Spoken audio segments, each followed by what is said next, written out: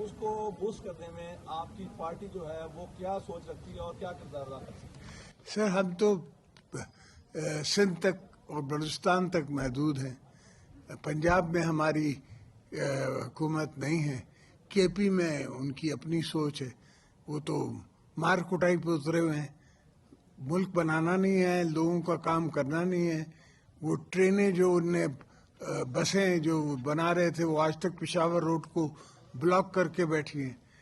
کوئی کام ان نے کے پی میں نہیں کیا, کوئی کام ان نے پاکستان میں نہیں کیا.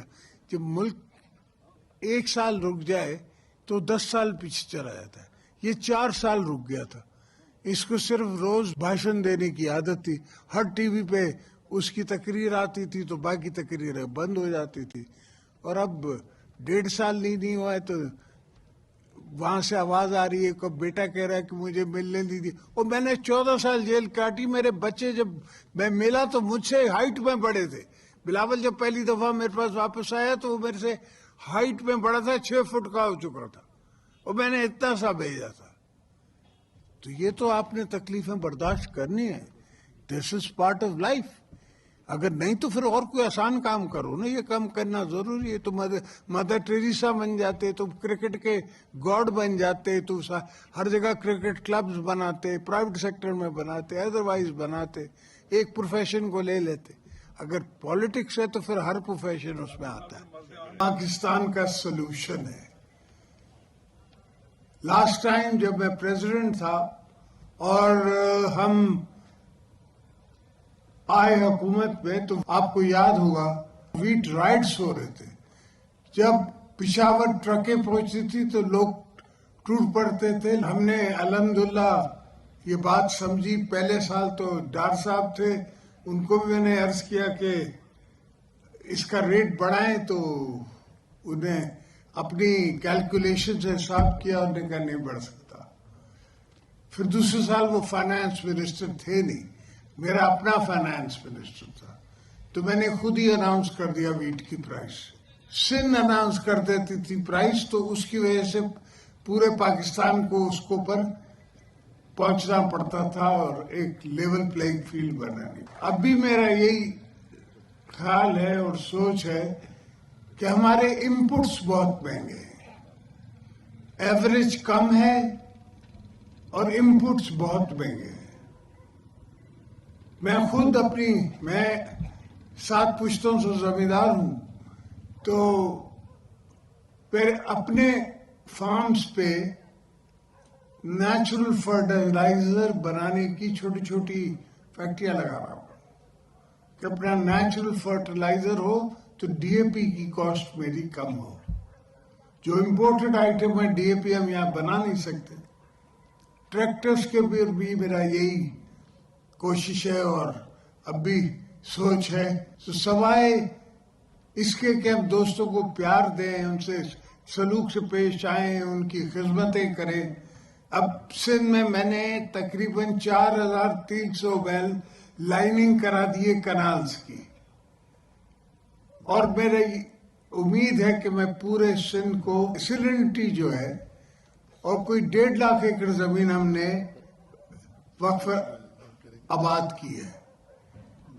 جیسے میں لائننگ میری بڑھتی رہے گی, ایک بڑی کنال ہے ہمارے ہاں, اس کو میں لائن کروانے کی کوشش میں ہوں. اس دفعہ 5 میل ہوئی ہے.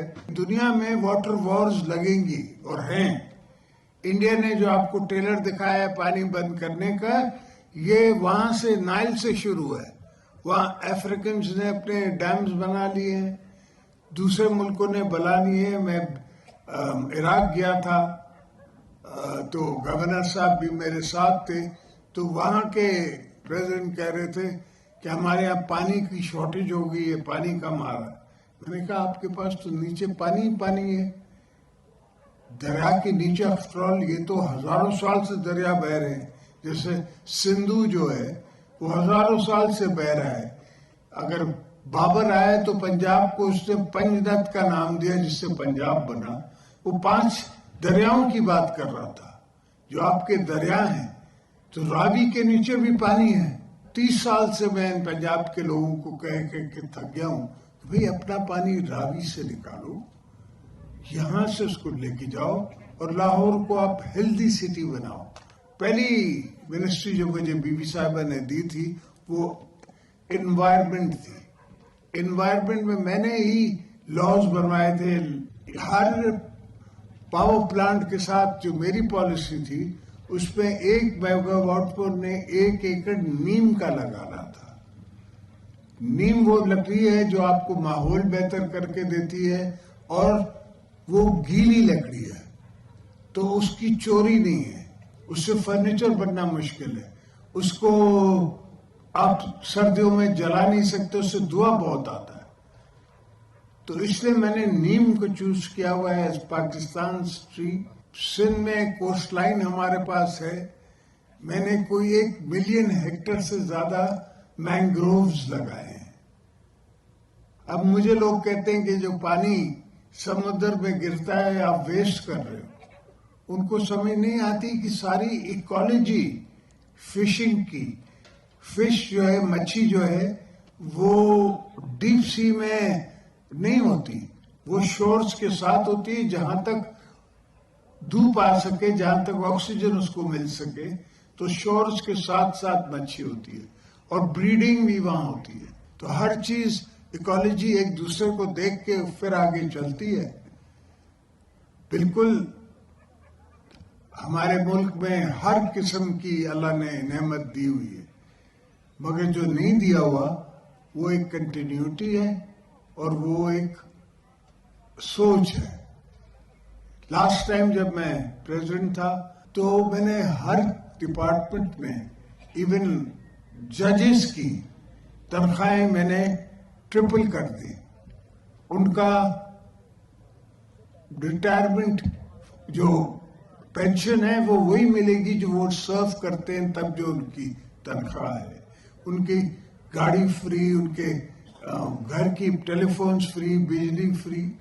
مقصد کیا تھا کہ میں اٹریکٹ کروں اچھے لائرز کو جو کہ جج بننا چاہیں, ان کو جج بناؤں. ہر چیز کو میں سنبھل کے کرتا ہوں, دیکھ کے کرتا ہوں, سوچ کے کرتا ہوں. اور دھرتی تو ہماری اپنی ہے.